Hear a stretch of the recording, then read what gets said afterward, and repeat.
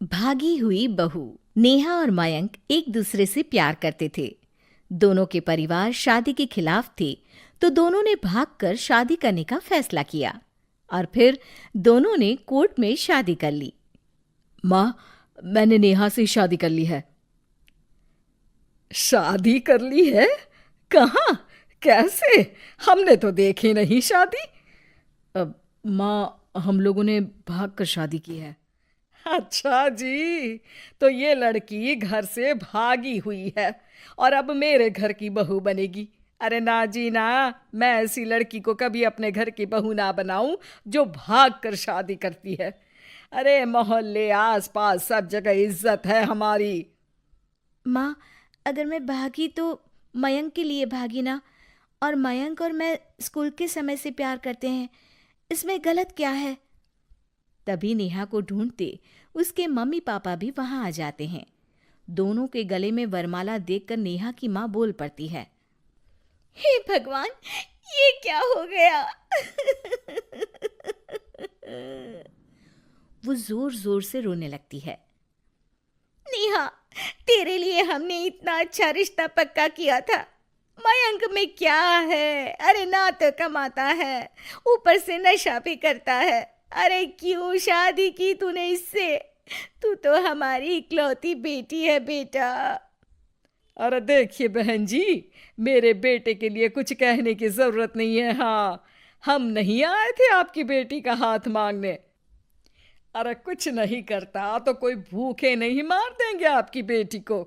देखिए कितना बड़ा घर है हमारा, और भगवान की दुआ से दूध दही की नदियां बहती हैं। जैसे तैसे कर लोगों के सामने अरेंज्ड मैरिज दिखा घर वाले दोनों की शादी की पार्टी भी दे देते हैं। पार्टी में बुआ सास। अरे भाग कर शादी कर ली थी दोनों ने। लड़की को देखो, शक्ल से तो चालाक लग रही है। क्या? अरे पर रीटा बहन तो बोल रही थी कि दोनों की अरेंज्ड मैरिज है। तभी चाची कहती है, अरेंज्ड? अरे रीटा, अरेंज्ड करती तो कैसे इतने बड़े घर की लड़की लाती? लड़के में है क्या? अरे सिर्फ दिखता अच्छा है ना, पर ना कमाता ना धमाता, उल्टा नशा अलग से करता है। अरे पता नहीं भागी हुई लड़कियां किसी घर में टिकती भी है कि नहीं। दिन बीतते जाते हैं। एक दिन। अरे रीटा, हम लोगों को 2 दिनों के लिए पंजाब जाना पड़ेगा। मेरी बहन यानी कि तुम्हारी ननद की बेटी की शादी जो है। हाँ हाँ चलते हैं, लेकिन घर किसके भरोसे छोड़ दें? आजकल तो घर बंद रखना सेफ नहीं है। अरे माँ, टेंशन क्यों लेती हो? मैं और नेहा तो घर पर ही रहेंगे ना। अरे हाँ हाँ, तू तो मेरा बेटा है, लेकिन सच कहूँ मुझे इस लड़की पर रत्ती भर विश्वास नहीं है। अरे माँ, नेहा तुम्हारी बहू है। बहू? अरे जो लड़की भाग कर शादी कर सकती है, वो घर पर चोरी भी तो कर सकती है। मयंक को माँ की बात का बड़ा बुरा लगता है। वो नेहा की तरफ देखता है जिसकी आंख में आंसू भरे होते हैं। माँ जी, आप अपनी अलमारी में ताला लगा लो। हाँ हाँ, तो वो तो लगा ही दूंगी, लेकिन कहीं तू घर का बाकी का सामान भी। अरे भाई, भागी हुई लड़की का क्या भरोसा। धीरे धीरे दिन बीतते हैं। एक दिन नेहा घर के बाहर गार्डन में पेड़ों को पानी दे रही थी, तभी पड़ोस की बहू, अरे नेहा, कैसी हो? बहुत सुना है तुम्हारे बारे में, लेकिन तुम तो दिखती ही नहीं हो। हाँ, वो बस घर का काम करने में समय ही नहीं मिलता। अच्छा अच्छा, शाम को ना मेरे घर आना, बैठकर गप्पे लड़ाएंगे हम। जी जरूर। तभी उस पड़ोसन की सास आ जाती है। अरे बहू, ये किससे बात कर रही है? अरे माँ जी, ये ना शर्मा आंटी की बहू नेहा है, जो मयंक भैया की बीवी है। हाँ हाँ, बस सबको पता है ये कौन है और कैसी है। इससे ज्यादा मेल जोल रखने की कोई जरूरत नहीं है। पता है, भागी हुई लड़की है ये, शादी से पहले भागी थी ये। तभी वहां मयंक आ जाता है। क्या हुआ आंटी जी? अब अरे नहीं नहीं, कुछ नहीं मयंक बेटा, कैसे हो? बड़े हैंडसम लग रहे हो। इस टाइम पर भी घर पर? अरे हाँ हाँ, अच्छा मैं भूल गई थी, तुम वैसे कोई काम धाम करते ही नहीं हो ना। अच्छा ठीक है, चलो फिर मिलते हैं। मयंक नेहा के सामने अपनी और उसकी बेइज्जती सुनकर परेशान हो जाता है। कोई बात नहीं, रहने दीजिए, आप परेशान मत हो, सब ठीक हो जाएगा। एक दिन नेहा की माँ उसके घर आती है। अरे आइए आइए, कैसे आना हुआ? नेहा को लेने आई है क्या? अरे नहीं नहीं बहन जी, अब तो नेहा मयंक की बीवी है, मैं तो उसे करवा चौथ देने आई थी। माँ ने सास और नेहा को सोने का सेट दिया, खाने पीने के ढेर सारे सामान देकर कहती है, बहन जी, मैंने ये सब अपनी बेटी की किसी कामकाजी अच्छे पढ़े लिखे परिवार के लड़के से शादी करने के लिए रखा था, लेकिन नेहा को मयंक पसंद था तो उसकी शादी अच्छे से नहीं कर पाई। अरे बस बस, हम लोगों को सुनाने की जरूरत नहीं है।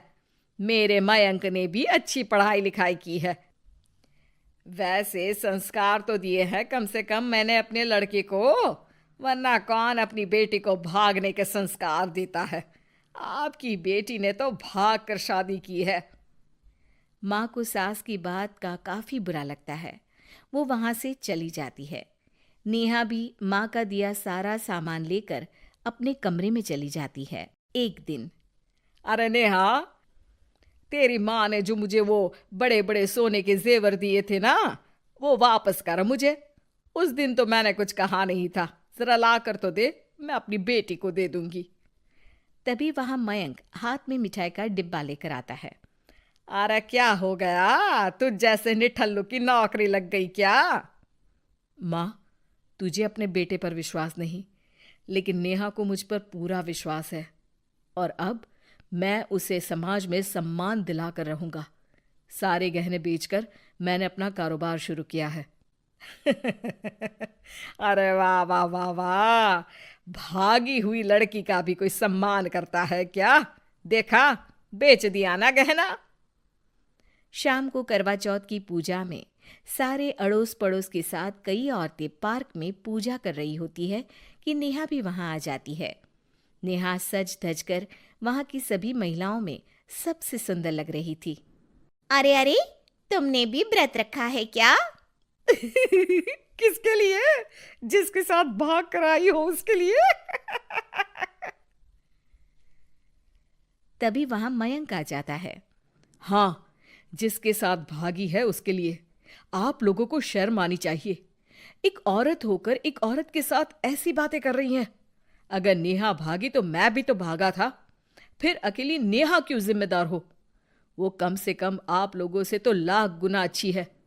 आप लोगों ने एक अच्छे पैसे कमाने वाले इंसान से शादी की, लेकिन मेरी बीवी ने मुझ जैसे लड़के पर विश्वास कर ना सिर्फ मुझसे शादी की, पर मुझे ठीक राह पर भी लेकर आई।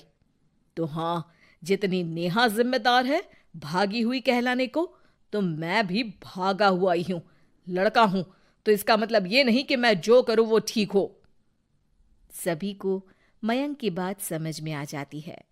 वो नेहा को गले लगाकर साथ में पूजा करने लगते हैं।